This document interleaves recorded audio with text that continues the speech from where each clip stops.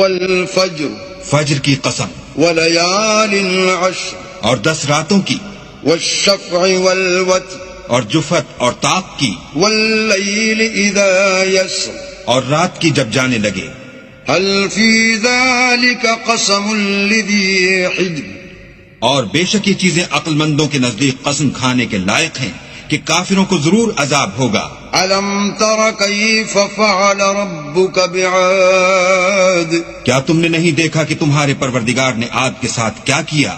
إرم ذات العماد جو ارم کہلاتے تھے، اتنے دراز قد، التي لم يخلق مثلها في البلاد کہ تمام ملک میں ایسے پیدا نہیں ہوئے تھے۔ وثمود الذين جابوا الصخر بالواد اور سمود کے ساتھ کیا کیا جو وادی قرا میں پتھر تراشتے اور گھر بناتے